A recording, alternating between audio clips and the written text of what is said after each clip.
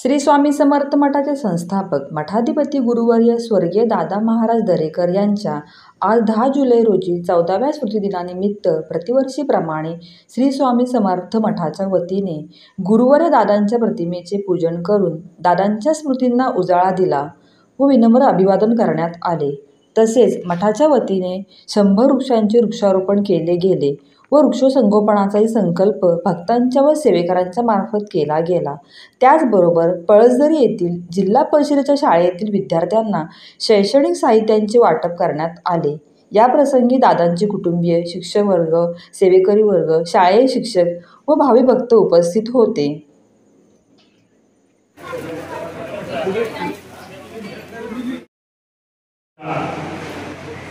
पदस्पर्शाने ह्या पावन झालेल्या भूमीमध्ये आपल्या सर्वांचे गुरुवर्य तीर्थरूप दादा यांची आज 14वी पुण्यतिथी आहे। त्या निमित्तानं उपस्थित प्रमुख पाहुणे आपल्याला त्या गणपत कोर्डिनेशनला होते सिद्धोळे साहेब आणि कदाचित त्यांच्या शेजारी वस्तूही बसलेले आहेत। त्यांची देखील फार काळापासून ओळख आहे। ते वसंत भाई आहे आमचे हरिभक्त परमपूज्य आप्पा बंधू जे आमचे भाई भाऊ हे सर्व शिक्षक ह्या मठाचे सर्व मित्रांनी आमचे सन्मान्य मित्र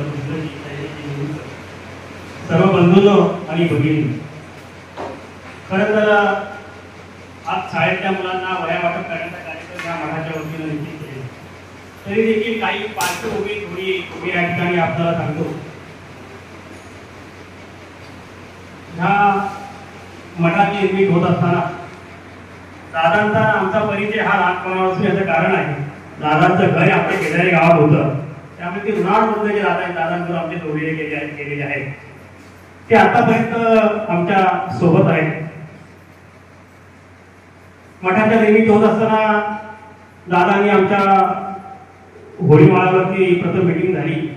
दादांनी सांगितलं की आपल्याला इथे मठ घ्यायचं आहे, काही पद्धती करता येईल, गावात नियोजन करावं। आणि त्या कार्यक्रमाला सर्व गावांनी वाडीकर असतील, आमचे गाव असतील, गावाची होळीमाळा मीटिंग होऊन 108 होम हवन करायच्या कार्य करण्याचं निश्चित झालं। त्यावेळी सर्व ग्रामस्थांनी आपापल्या पर्यंत निश्चितपणे त्यावेळी मदत केली। त्यानंतर पुढे देखील होम हवन झालं, हा सप्ताह हा चालू राहिला पाहिजे म्हणून पुढे देखील गाव आणि वाडी यांनी एक मंडळ तयार केलं आणि तो मठ निर्मित होईपर्यंत सप्ताह सुरू ठेवला। म्हणून माझं सांगण्यात तात्पर्य हेच आहे की दादांना अनेक लोक भेटले, अनेकांनी सांगितलं तुम्हाला जागा मोफत देतो, तुम्हाला मठ बांधून देतो, तरी देखील दादांनी निवड करताना पळसदरीची केली आणि पळसदरीच्या वैभवामध्ये भर घालण्याचं काम दादांनी या ठिकाणी केलं। ह्या पळसदरीचं नाव कर्जतमध्ये नाही, महाराष्ट्रात नाही, तर देशाच्या 7 समुद्रापलीकडे गेलेलं आहे। ते केवळ दादांच्यामुळे गेलेले आहे। त्यामुळं मी ते दादांना खूप धन्यवाद दिले पाहिजे। दादा नाही येत तरी देखील तर दादांमुळे ह्या गावाला वेगळ्या प्रकारचं महत्व निश्चित निर्माण झालेलं आहे। दादा जाऊन आज 14 वर्ष झालेली आहे। दादांनी जेव्हा मठ बांधलं त्याच वेळी दादांनी शाळेमध्ये आम्ही 15 वर्ष दादांचा 14 वर्षला वाढवत असतो आणि 15 वर्ष दादांनी आम्ही दादांना सांगितलं दादा तुमच्या हस्ते ध्वजारोहण झालं पाहिजे। दादांना शाळेत घेऊन गेलो, त्या दिवशी दादांनी घोषणा केली ही शाळा मी जोपर्यंत आहे तोपर्यंत आणि पुढे देखील तयामध्ये शाळा दत्तक देतो। आणि शाळेला आत्ता जिल्हा परिषद तुम्हाला कपडे देते, तुम्हाला ड्रेस मुलांना देते, वह्या पुस्तकं जेवायला देत आहे, पण त्यावेळी शाळेला काही मिळत नसताना दादांनी शाळेला वह्या पुस्तकं, मुलांना कपडे, छत्री ही सारं देण्याचं काम दादांनी केलं। दादांच्या वेळी ही शाळा टिकून आहे असं मी सांगतो।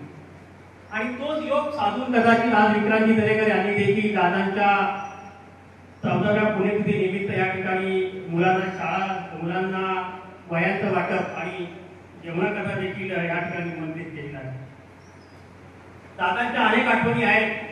दादांच्या आठवणी सांगताना आम्ही एकदा आम्ही शाळेत दादांच्या शेजारी बसलो असताना सांगितलं दादा आपल्या शाळेत हनुमंताची मूर्ती आहे, त्याचा काहीतरी कार्यक्रम केला पाहिजे दादांनी. आणि त्या दादाने सांगितलं दादा त्यापेक्षा समोर आपल्याला जो मंडप आहे तो दिला तर. दादाने मला फटका मारला. दादाने सांगितलं कशाला मंडप, हनुमंत खड्ड्यामध्ये तर हनुमंत होता तो तुम्हाला पुढे गेल्याशिवाय खाणार नाही. मग दादांच्याच त्याच दादाला शब्द दिला, दादा हा कार्यक्रम गावाची होईल, आणि तो कार्यक्रम मंदिराचा झाला, तो केवळ दादांच्या मुळे झाला. अशा अनेक आठवण दादांच्या. दादा आज जर असते की ह्या मठाचं वैभव अजून काहीतरी वेगळं असतं. आज देखील त्याच पद्धतीनं तेवढ्याच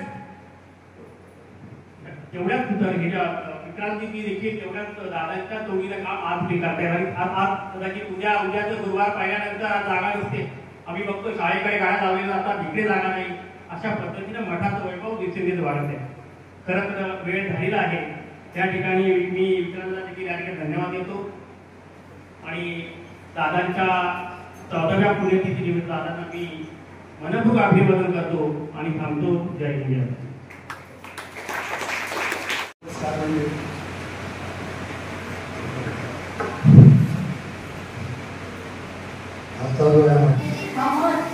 म्हणजे आमचा आधारस्तंभ आहे. आमच्या पाठीशी या मठाचे सर्व शिष्य किंवा सेवक हे सदैव आमच्या पाठीशी उभे आहेत. त्यांना कधीही आम्ही कुठलीही मागणी केली की आम्हाला नाही हा शब्द येत नाही. प्रत्येक गोष्ट आमच्या शाळेला या मठाने पुरवलेली आहे. त्यामुळे आमच्या या मुलांना आमच्या पळसरी शाळेचे विद्यार्थी 100% आदिवासी विद्यार्थी आहेत, गरीब असे आहेत. आणि त्यामुळे त्यांना खूप आनंद झालाय. ते सर्व साहित्य मिळालंय त्यामुळे त्यांना खूप आनंद झालाय. आणि तो आनंद आमच्या मुलांना तुम्ही दिलात. त्यामुळे या मठाच्या सेवकांचे सर्वांचे इथे उपस्थित सर्वांचे मी आमच्या शाळेतर्फे आभार मानते.